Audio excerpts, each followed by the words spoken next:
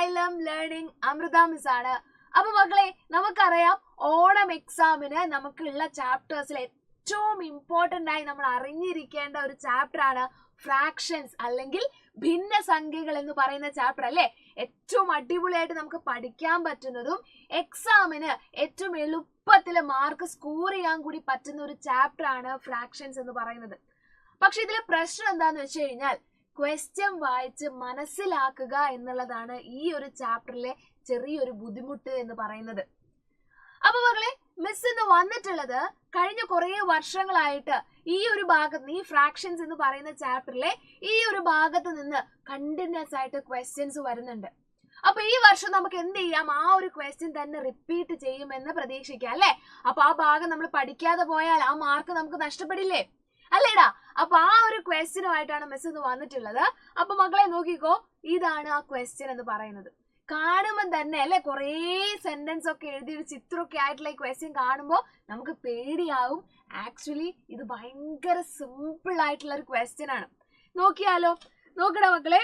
രഘു കാർഡ്ബോർഡിൽ നിന്നും 1/4 മീറ്റർ നീളവും 1/2 മീറ്റർ വീതിയുമുള്ള കുറേ ചതുര കഷ്ണങ്ങൾ വെട്ടിയെടുത്തു. രഘു എന്താ ചെയ്തത്, ഒരു കാർഡ്ബോർഡ്, വലിയൊരു കാർഡ്ബോർഡിൽ നിന്ന് കുഞ്ഞു കുഞ്ഞു ചതുര കഷ്ണങ്ങൾ മുറിച്ചെടുക്കുക ചെയ്യുന്ന അല്ലെ.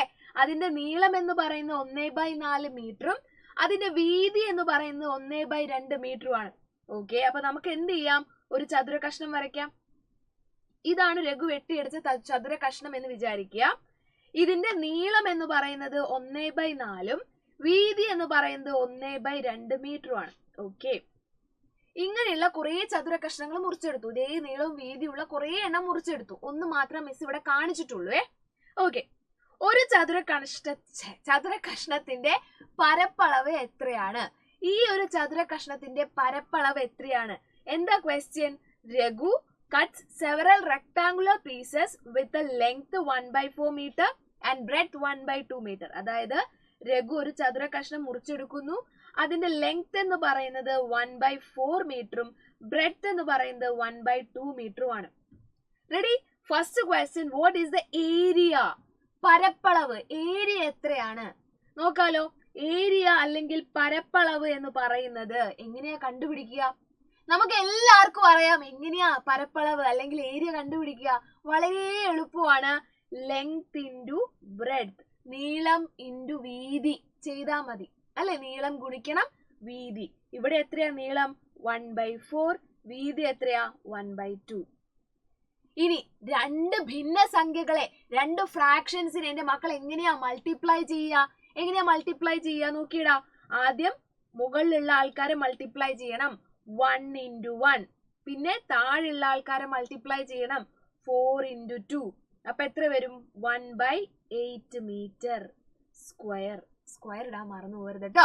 ഏരിയ അല്ലെങ്കിൽ പരപ്പളവ് എപ്പോഴും എന്തായിരിക്കും? യൂണിറ്റ് സ്ക്വയറിലായിരിക്കും. ഒരു 2 മുകളിൽ എഴുതണം. 2 പ്രാവശ്യം മീറ്റർ ഇൻറ്റു മീറ്റർ അല്ലേ, മീറ്റർ ഇൻറ്റു മീറ്റർ. അപ്പൊ 2 പ്രാവശ്യം ഒന്ന് കാണിക്കാൻ മീറ്റർ സ്ക്വയർ.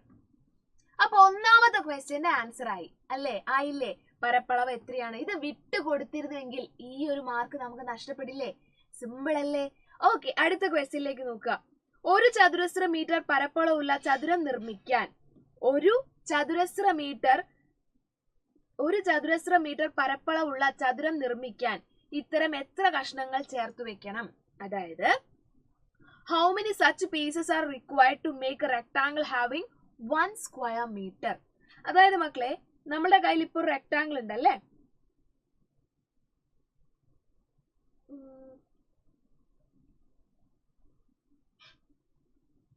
ഓക്കെ, ഇവിടെ ആഡ് ചെയ്യാം.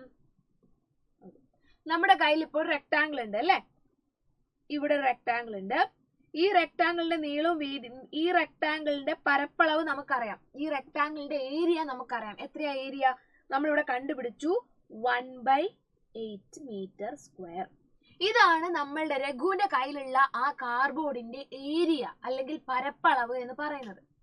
ഇങ്ങനത്തെ എത്ര എണ്ണോ ഇതേപോലത്തെ ഒന്ന്, ഇതൊന്ന് ഇതേപോലെ എന്ത് ചെയ്യാണ്?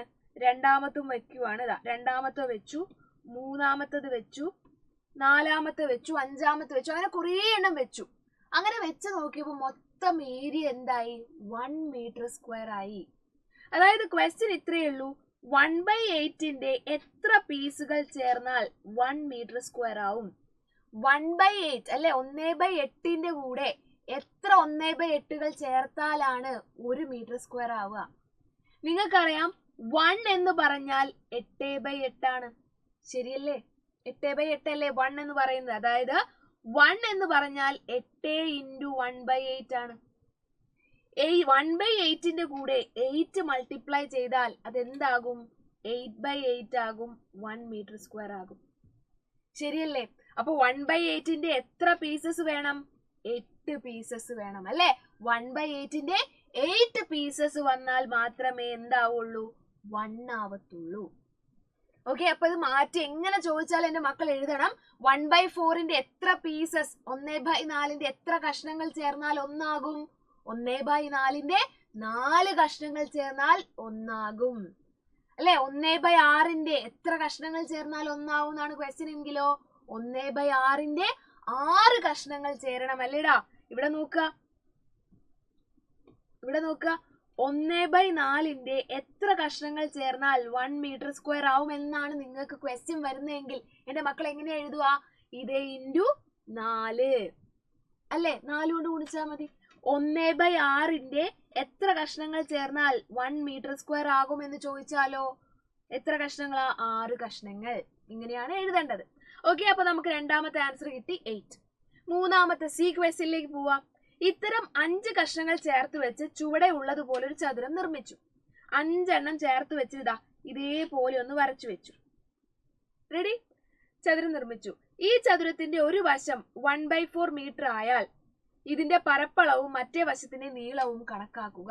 അതായത് ഇനി ഇവിടെ ശ്രദ്ധിക്കുക, 5 pieces are joined to make a rectangle in the figure. അതായത് നമ്മൾ ആദ്യം കണ്ട പോലത്തെ ഫിഗറിൽ 5 എണ്ണം ചേർത്ത് വെച്ചിതാ ഇതേപോലെ ഒരാളാക്കി എന്ന് വിചാരിക്കുക.